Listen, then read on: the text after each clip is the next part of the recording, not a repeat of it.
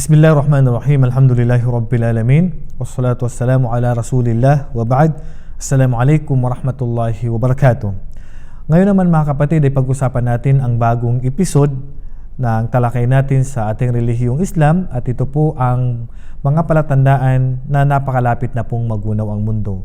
Napakarami pong mga sign na malapit na pong magunaw ang mundo. Meron pong mga minor sign, may tapos na po, meron pong patuloy at meron pang hindi pa po dumarating. Pero ang pag-usapan natin ngayon ay alamatus sa'a al-kubra, ang malaking palatandaan na malapit na talagang magunaw ang mundo. So ngayon, ano ang ibig sabihin ng sa'a, ang oras? And hiya juz'un min ajza'il layli wan nahar, jam'uha sa'at. So ito yung tinatawag na kapiraso mula sa gabi at araw. Yan ang ibig sabihin ng sa'a sa lugatan, sa literal. Wa ma'na sa'a fil istilahi asy-syar'i, al-muradu bis sa'a fil istilahi asy-syar'i, ang ibig sabihin ng sa'a, tinutukoy natin na alamat, as-sa'a, alamat kasi is mga sign, mga palatandaan, as-sa'a sa technical, al-waqt alladhi taqumu fihi al-qiyamah. Ito yung oras na magugunaw na po ang mundo, na kung saan babangon na yung mga tao sa kanilang mga libingan pagkatapos nito. Wa summiyat bidalika li sur'atil hisabi fiha. Tinawag siyang oras, sa'a, sa bilis po ng pagkwenta sa mga tao. Aw li annaha tafja'un nasu fi sa'atin. Ang mga tao ay mabibigla po sa oras na ito. Fayamutul khalqu kulluhum bi sayhatin wahida, at mamamatay po ang lahat ng tao sa isang iglap lang na ito. So ngayon, meron pong 10 major sign na napakalapit na pong magunaw ang mundo. So ngayon, pag-uusapan natin ito. Meron pong 10. At wala pong particular na magkakasunod-sunod talaga ang 10 na ito. So dito sa libro na babasahin natin, ay inuna dito ang paglabas po ni Al-Imam Mahdi. Ang si Imam Mahdi ay pinaniniwalaan natin sa atin na Salafi, Ahlus Sunnah wal Jama'a, at ganoon din po ang mga Shia, naniniwala sila dito. Pero napakalayo po ng pagkakaiba natin. Dahil si Imam al-Mahdi sa kanila, sa Shia, sa Rafida, ay lumabas na daw ito ngayon. At sinasabi nila na ito daw ay mula sa angkan ni Hasan, at sa iba naman na paniniwala nila ay mula daw sa angkan ni Hussein. Pero sa atin, siya po ay mula sa angkan po ni Fatima, na anak na babae ng propeta sallallahu alaihi wasallam. Fi akhir az-zaman yakhruju rajulun min ahli al-bayti yu'ayyidu Allah bihi ad-din.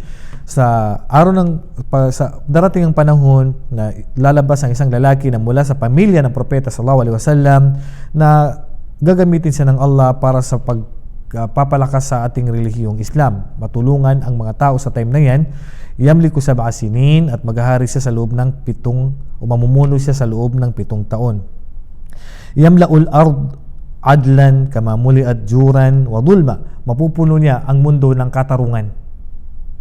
So may bibigay ang karapatan ng sinuman na daya, katulad ng pagkapuno noon ng kawalan ng katarungan. Tun'amul ummatu fi ahdihi ni'matan lam tan'amha qattun. So bibiyayaan ng ummah, mga tao sa time na yan, na hindi pa nangyari sa kapanahunan noon. فَتَخْرُجُ الْأَرْضُ نَبَاتُهَا وَتُمْتِرُ السَّمَاءَ قَطَرَهَا وَيُؤْتَى الْمَالُ بِغَيْرِ عَدَدٍ. At ang mga lupain ay mamumunga. Sobrang daming prutas, sobrang daming pananim, green na green ang mga halaman, namumunga lahat. Kumbaga masagana po yung mundo sa time na yan. At laging may ulan, laging buhay na buhay ang mundo sa time na yan. At magkakaroon ng mga tao ng kayamanan na hindi na talaga kayang bilangin. So ibig sabihin, sa time ni Imam Mahdi ay napakayaman na po ng mga tao. Subhanallah, siyempre wala na pong tatanggap sa time na yan ng kayamanan, dahil mayaman na po lahat. Qala Ibn Kathir rahimahullah, fi zamanihi takunu thimanu kathira. Sa time ni Imam al-Mahdi ay napakaraming bungang kahoy, wazuru'u gazira, at ang mga pananim sa lupa, mga singkamas, talong, okra, anuman nasa lupa na tumubo, napakadami. Wal malu wafir, at ang kayamanan ay napakadami. Wal sultanu qahir, at wala na pong tatalo sa pinuno sa time na yan. Wad-dinu qa'im, at napakalakas na po ng relihiyon natin. Wal adu'ur ragim, at wala na pong laban ng kalaban ng Islam. Wal khairu fi ayyamihi daimun, at mananatili sa time niya ang kabutihan. Hanggat siya ay nandyan, mananatili ang kasaganaan at magandang pamumuhay. Sino ba siya at ano bang katangian ni Imam al-Mahdi? Hadar rajul ismuhu kasmi Rasul sallallahu alaihi wasallam wasmu abihi kasmi abin Nabi sallallahu alaihi wasallam. Ang tao na yan ay isang lalaki na ang pangalan niya ay katulad ng pangalan ng propeta sallallahu alaihi wasallam at ang tatay niya ay kapangalan ng tatay ng propeta sallallahu alaihi wasallam. Ibig sabihin, siya po ay si Muhammad bin Abdullah o kaya ay si Ahmad bin Abdullah wa huwa min dhurriyyati Fatimah bint Rasul sallallahu alaihi wasallam thumma wulida Al-Hasan bin Ali radhiyallahu anhum. So, radhiyallahu anhum. Siya po ay mula po sa angkan ni Fatima na anak na babae ng propeta sallallahu alaihi wasallam, pagkatapos ay mula naman siya sa angkan ni Hasan na anak ni Ali radhiyallahu anhum. So, yan po mga kapatid ang kanyang angkan. Saan siya lalabas? Wa makanu khurujihi. Siya po ay lalabas po sa silangan. Yakunu duhurul mahdi min qibalil mashriq. Siya po ay lalabas mula po sa bandang mashriq.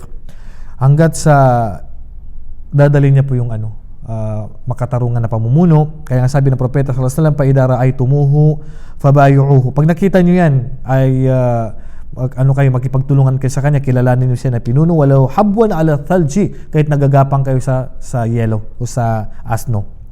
Fa innahu khalifatullahil mahdi, dahil siya ang pinuno ng Allah na inilagay niya sa time na yan. Subhanallah mga kapatid. Si Imam al-Mahdi ay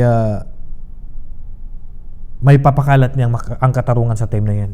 Wala pong madadaya. Mabibigyan lahat ng tao. Hanggat sa magtatanong siya na kung sino pa yung mahirap, sino pa yung hindi nakatanggap, hanggat sa wala na pong tutugon.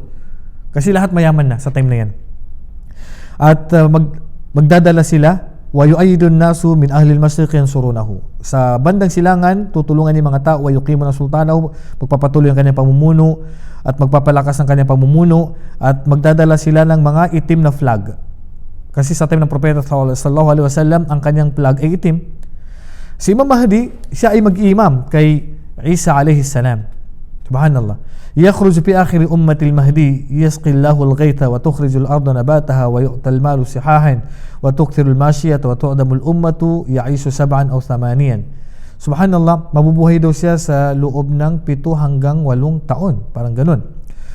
Ngayon, bibiyayan siya ng Allah subhanahu wa ta'ala. Mamumunga lahat ang pananim. Magkakaroon ng kayamanan ng mga tao. Tahatiin ang kayamanan sa mga tao ng pantay. Wala na pong lugi sa time na yan. Wala na pong madadaya. Wala na pong maluloko. Napakadami pong mga hayop sa time na yan. At subhanallah, si Imam al-Mahdi, bababa si Isa alayhi salam, pagtutulungan nila ni Isa alayhi salam ang pagpatay kay Dajjal. Kaya nga pagbababa si Isa alayhi salam, ay hindi gusto ni Imam al-Mahdi ang mag-iimam sa kanya sa oras ng asar, kung di ako nagkakamali, ay si Isa alayhi salam na sa likuran niya. Gusto niya pa imamin si Isa alayhi salam, pero sabi niya, ikaw na yung mag-imam. Ikaw na ang mag-imam, dahil sa time na ito ay hindi na siya propeta sa time na yan. Siya na po isusunod po sa pamumuno po ng propeta sallallahu alaihi wasallam. Kaya nga sabi ng propeta sallallahu alaihi wasallam, al-Mahdi minna ahlul baiti yuslihu Allahu fi lailatin. Si Imam al-Mahdi kabilang sa pamilya ko at siya po ay tatawfikan ng Allah, gagabayan siya ng Allah sa isang gabi lang. Subhanallah. Yan po si Imam al-Mahdi. So, yan si Isa bin Maryam, payaqulu amiruhumul Mahdi. Bababa si Isa alayhi salam mula sa langit at sasabihin niya ang pinuno ninyo ay si Imam al-Mahdi. Ta'al salli bina. At tatawagin ni Imam al-Mahdi si Isa, sabihin niya, halika, ikaw mag-imam sa amin. Fayaqulu la. Inna ba'dahum amiru ba'din takrumatullahi hadihil umma. Bawat pamayanan, bawat henerasyon ay mayroon pong leader at ito po ay bilang pagtataas sa umma na ito ng propeta Muhammad sallallahu alaihi wasallam ay ikaw ang pinuno, ikaw Imam al-Mahdi. So yan po. At yung po pininiwala ng mga Shia, hindi po totoo yun. Dumabas na po si Imam al-Mahdi. Ang Imam Mahdi po na pininiwalaan natin ay hindi pa po lumalabas hanggang ngayon. So inshallah, abangan po ninyo ang mga susunod na episode para sa pagtalakay natin sa iba pang mga palatandaan na malalaking palatandaan ng pagkaguno ng mundo po. Wallahu a'lam wa sallallahu ala nabiyina Muhammadin wa ala alihi wa sahbihi ajma'in. Assalamu alaikum wa rahmatullahi wa barakatuh.